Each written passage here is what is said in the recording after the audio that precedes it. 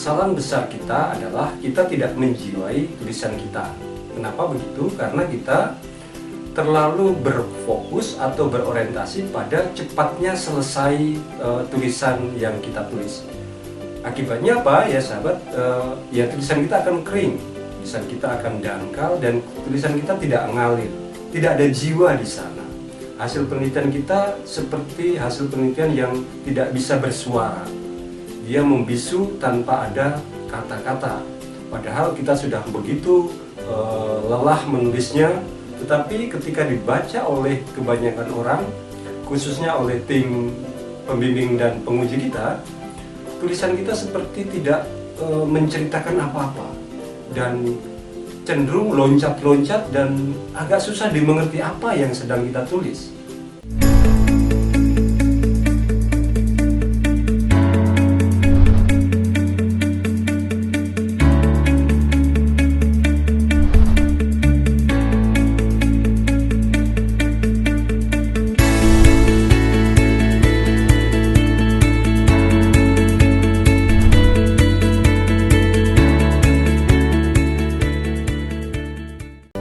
Saatnya berbagi.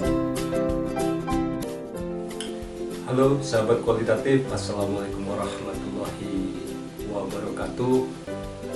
Jumpa lagi dengan saya di channel Curhatan Riset Kualitatif. Sahabat kualitatif yang berbahagia, pada kesempatan kali ini saya hadir untuk berbagi kembali dengan sahabat semua. Topik yang saya ingin bahas pada kesempatan ini, kesalahan-kesalahan yang dihadapi oleh penulis kualitatif ketika menulis bab 4 hasil penelitian kualitatif ya sahabat. Itu kira-kira yang akan saya bahas pada kesempatan hari ini. Namun atensi saya terkait dengan hal ini, semoga sahabat semua dalam keadaan sehat walafiat dan selalu dalam lindungan Allah Subhanahu wa Ta'ala, Tuhan yang Maha Esa. Sahabat kualitatif yang berbahagia, tentu menjadi hal yang biasa sebenarnya kesalahan-kesalahan yang timbul pada saat kita sedang menulis ya sahabat, khususnya di kualitatif. Terlebih lagi bahwa penelitian kualitatif ini ya sahabat, itu betul-betul karakternya adalah karakter yang mendekatkan pada kedirian kita. Jadi jiwa kita harus melekat di dalam tulisan kita. Nah, itu memang terkadang kita menjadi nervous, kemudian kita juga menjadi tidak percaya diri terhadap hasil yang kita tulis atau tulisan kita ya sahabat. Nah, itu menjadi problem-problem yang kadang mengganjal kita di dalam menulis kualitatif gitu ya. Namun itu saya ingin lebih jauh lagi mendiskusikan terkait dengan masalah yang sering kita hadapi atau kesalahan yang sering kita lakukan pada saat menulis bab 4 hasil penelitian kualitatif. Nah, sahabat perlu ketahui bahwa di dalam penelitian kualitatif itu memiliki karakter tersendiri, memiliki mindset tersendiri, dan ada mainstreamnya di dalam menulis penelitian kualitatif. Begitu juga di dalam menulis bab 4 kualitatif. Paling tidak ada beberapa kesalahan yang sering kita lakukan pada saat kita akan menulis bab 4 penelitian kita, khususnya di penelitian kualitatif. Yang pertama terkait dengan terkadang kita berorientasi pada sesuatu yang sifatnya instan. Artinya apa? Pada saat kita melakukan riset atau melakukan penelitian, terkadang kita hanya berorientasi pada cepatnya atau tercapainya tujuan kita. Misalnya kalau tujuan kita untuk penyelesaian studi, maka kita mau cepat, kita mau tidak rumit di dalam menulis itu. Nah, itu terkadang menjadi kesalahan kita juga gitu, sehingga akibatnya apa? Kita menulisnya tergesa-gesa, terburu-buru, dan kita menulisnya dengan tidak menggunakan perasaan kita. Akhirnya apa? Kita cepat jenuh. Nah, itu ya sahabat, itu yang pertama. Yang kedua, kesalahan kita juga dalam menulis bab 4 ini diawali dengan apa? Pada saat kita melakukan penelitian ya sahabat, kan ada tahapan-tahapan, ada langkah-langkah yang harus kita lalui. Tetapi ada sesuatu yang penting yang harus menjadi konsepsi pelaksanaan penelitian kita, yaitu pertama, pada saat kita mau wawancara, kadang kita tidak mapping terlebih dahulu wawancara itu, gitu ya. Terus kemudian pada saat kita mengumpulkan data, kita tidak mapping juga terkait dengan data apa yang harus kita kumpulkan di lapangan. Nah, terkadang itu menjadi hambatan tersendiri, dan pada akhirnya pada saat kita sudah saatnya menulis di hasil, nah kita kekurangan informasi, bahkan data kita itu tidak relevan dengan topik yang kita teliti, sehingga apa, hasilnya agak membingungkan gitu ya sahabat. Dan akhirnya ya sahabat harus suka tidak suka harus kembali ke lapangan, walaupun itu dengan berat hati. Nah, di situ sudah mulai ada problem yang mengganjal di dalam jiwa kita, di perasaan kita, antara kita dikejar waktu atau kita harus kembali ke lapangan untuk melengkapi atau mengkoneksikan kembali data yang kita butuhkan dengan dengan topik yang kita sedang teliti. Nah, itu yang kedua ya sahabat ya. Yang ketiga, nah kita perlu pahami di dalam penelitian kualitatif itu ada metode penelitian, dan itu harus menjadi pegangan kita ya sahabat ya. Karena apa? Pada saat menulis bab 4 itu kita membutuhkan guidance-nya dari sana, dari metode penelitian kita. Sehingga ketika kita menulis hasil, kita juga harus kita harus memiliki metode untuk menulis hasil itu. Nah, biasanya itu sudah include di dalam metode yang kita gunakan, yang sudah kita tulis di bab 2 maupun di bab 3. Nah, itu terkadang kita tidak firm terkait dengan hal itu, sehingga ya pasti kita akan kebingungan mengarahkan tulisan kita. Nah, itu. Kemudian yang keempat ya sahabat, kita jenuh karena apa? Karena tulisan kita tidak ngalir-ngalir gitu ya. Hasil yang kita tuliskan itu tidak ngalir-ngalir, jadi kita kebingungan sekali di dalam merumuskan atau merunutkan hasil penelitian yang kita tuliskan. Itu ya itu yang penting ya untuk kita pahami, kita nantinya akan kita bahas di dalam kesempatan ini. Oke, itu kira-kira sahabat ada 4 kesalahan yang kita hadapi atau yang kita sering lakukan pada saat kita mau menulis bab 4. Untuk mendalami terkait dengan hal tersebut, mari kita lanjutkan saja pembahasan kita lebih jauh lagi. Namun sebelum lanjut, bagi sahabat kualitatif yang merasa konten dalam channel ini bermanfaat, jangan lupa subscribe-nya ya, gratis loh. Dan jangan lupa juga beri like dan komentarnya ya, agar kalian selalu mendapat update video menarik seputar penelitian kualitatif dari channel ini. Oke sahabat kualitatif, mari kita lanjutkan pembahasannya. Oke sahabat, mari kita lanjutkan pembahasan kita terkait dengan kesalahan-kesalahan yang sering kita lakukan di dalam menulis bab 4 penelitian kualitatif. Yang pertama tadi sudah saya sebutkan bahwa kesalahan besar kita adalah kita tidak menjiwai tulisan kita. Kenapa begitu? Karena kita terlalu berfokus atau berorientasi pada cepatnya selesai tulisan yang kita tulis. Akibatnya apa ya sahabat?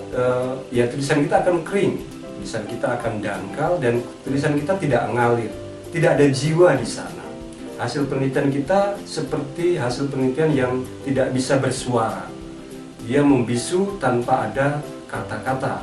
Padahal kita sudah begitu lelah menulisnya, tetapi ketika dibaca oleh kebanyakan orang, khususnya oleh tim pembimbing dan penguji kita, tulisan kita seperti tidak menceritakan apa-apa dan cenderung loncat-loncat dan agak susah dimengerti apa yang sedang kita tulis. Hasil apa yang sudah kita temukan? Nah itu sahabat ya, itu kesalahannya letaknya pada karena kita terlalu terburu-buru akibat dari fokus kita hanya cepat selesai. Betul ya sahabat, bahwa di dalam kita melakukan studi itu biasanya atau melakukan penelitian, khususnya di penyelesaian studi itu kita dikejar oleh waktu. Tetapi sekali lagi sahabat tidak boleh berorientasi pada cepatnya selesai tulisan, tidak bisa. Karena kualitatif itu butuh jiwa, ya, butuh kehadiran sahabat di dalamnya. Karena itu sahabat terkait dengan kesalahan ini, sahabat harus reposisi orientasi sahabat. Jadi apa? Untuk cepat selesai itu bukan cepatnya selesai, untuk cepat selesai studi yang sahabat tempuh itu tidak harus tergesa-gesa dan memaksa kita cepat selesai menulis, tidak. Tetapi lakukan dengan perasaan, beri tes ke dalamnya, berikan jiwa sahabat di dalam tulisan yang sahabat tulis di bab 4 hasil ya. Nah, kemudian biarkan tulisan sahabat yang bercerita tentang hasil penelitian yang sahabat tulis. Nah, itulah yang harus sahabat lakukan. Dengan begitu sebenarnya sahabat sudah membantu atau sudah mengurangi kesalahan yang sahabat lakukan dalam pencapaian penyelesaian studi yang sahabat inginkan. Karena itu lakukan dengan jiwa ya sahabat. Jadi tipsnya menulislah dengan hati. Jadi jangan paksakan tulisan yang sahabat tulis dengan keinginan yang sahabat inginkan pada saat studi harus segera selesai. Tidak seperti itu. Jadi sahabat harus menulis dengan holistik, dengan hati. Biarlah hati yang berbicara, dan kemudian jiwai tulisan yang sahabat tulis agar dia bercerita tentang hasil yang sahabat sudah temukan di lapangan. Nah, itu ya tips dari kesalahan pertama yang kita lakukan. Jadi hindari itu sahabat, hindari kesalahan pertama dengan tips seperti itu. Yang kedua, kesalahan kedua adalah kebiasaan kita peneliti, pada saat mau meneliti kita tidak punya persiapan apa-apa. Artinya apa? Kita tidak melakukan mapping data yang kita butuhkan, kita tidak melakukan mapping wawancara yang kita akan lakukan. Nah, akibatnya apa sahabat? Kita ketika kita bertemu dengan informan kunci, kita kebingungan, kita mau menggali tentang apa, kita mau menggali terkait dengan apa. Nah, harusnya seperti apa kita menggalinya. Nah, itu kita bingung. Kemudian data apa yang harusnya kita kumpul, runutnya seperti apa data yang harus kita kumpulkan itu. Nah, itu kita bingung. Karena itu sahabat, tipsnya sebelum sahabat melakukan penelitian terkait dengan apalagi mau melakukan wawancara, sahabat harus melakukan apa? Mapping terkait dengan data yang sahabat butuhkan. Informasi apa yang sahabat butuhkan terkait dengan topik penelitian sahabat. Nah, setelah itu kemudian sahabat lakukan juga mapping terkait dengan wawancara. Jadi di dalam mapping wawancara ini sahabat akan bisa mendapatkan sketsa atau gambaran terkait dengan data apa saja yang dibutuhkan tatkala sahabat akan ambil menggunakan wawancara. Nah, itu penting sahabat. Karena apa? Kalau tidak sahabat lakukan ini, nanti pada saat sahabat menulis bab 4 atau bab hasil, maka akan banyak sekali data yang expired. Data yang sebenarnya tidak sahabat butuhkan. Data wawancara yang sahabat peroleh tidak relevan dengan topik yang sahabat tulis. Nah, ini jadi kendala besar juga di dalam menulis bab 4. Akibatnya apa?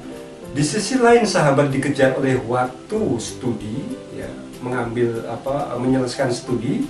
Di sisi lain data yang sahabat peroleh itu tidak relevan dengan topik yang sahabat teliti.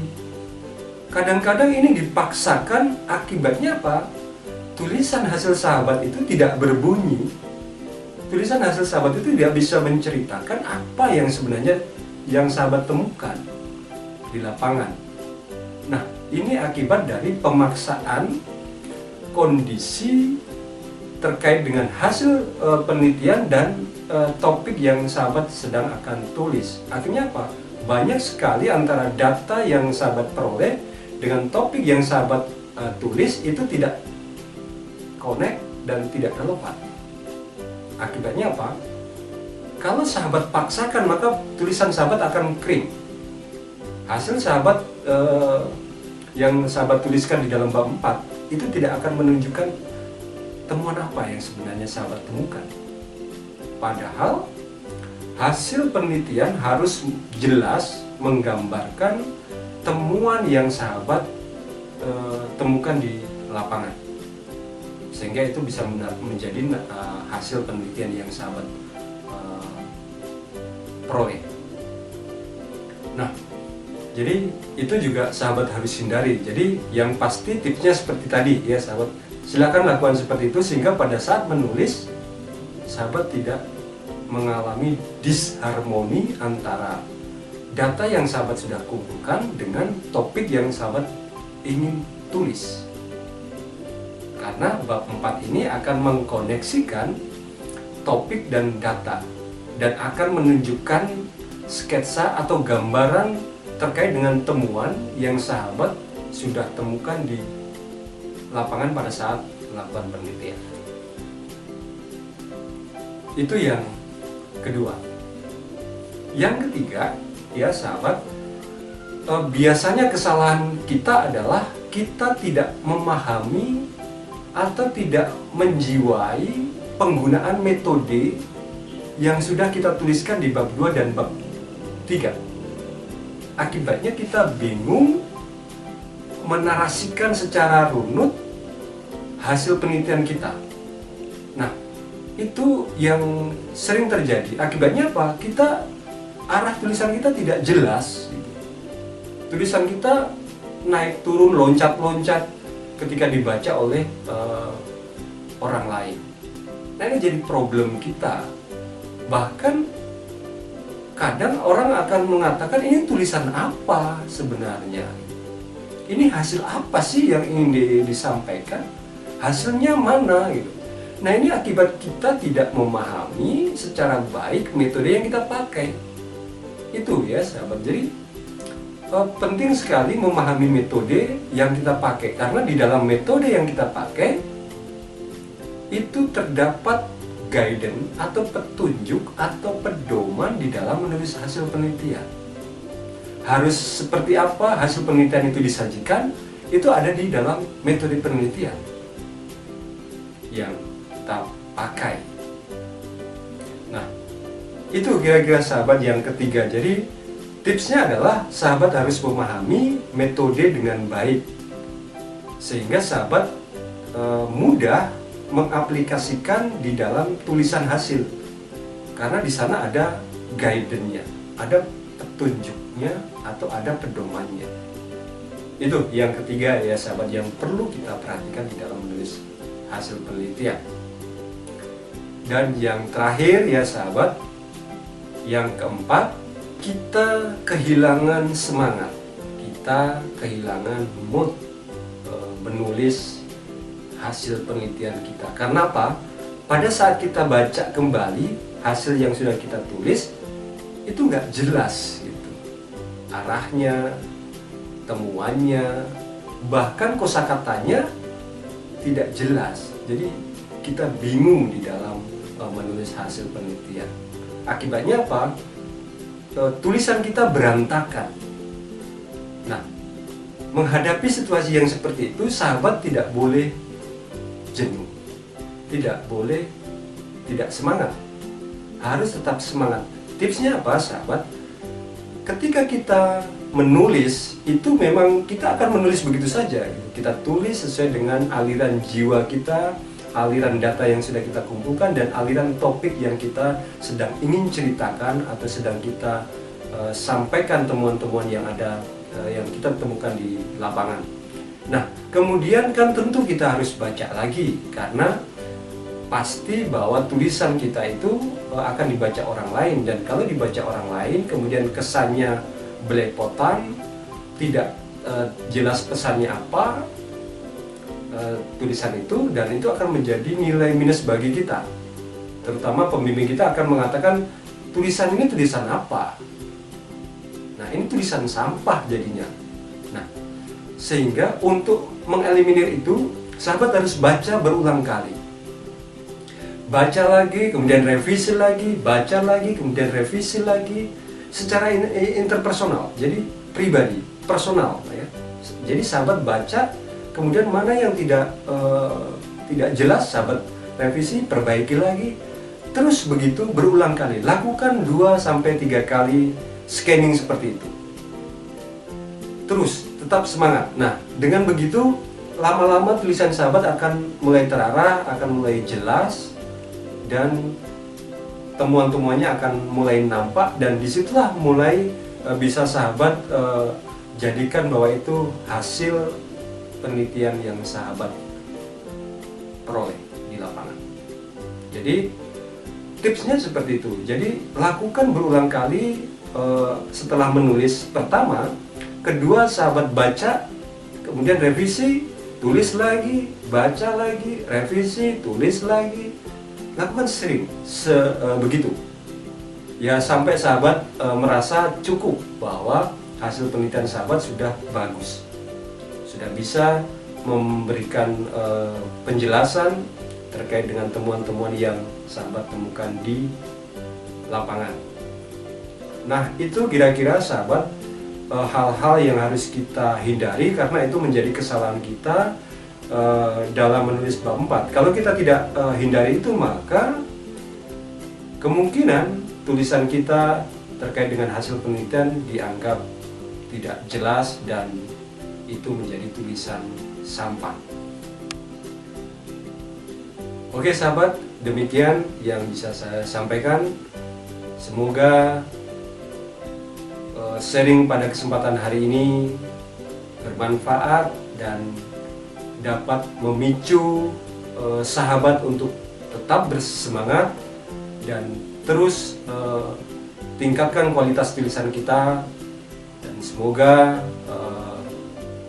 orang lain yang membaca tulisan kita menjadi tertarik dan senang dengan tulisan kita, khususnya bagi pembimbing dan penguji kita.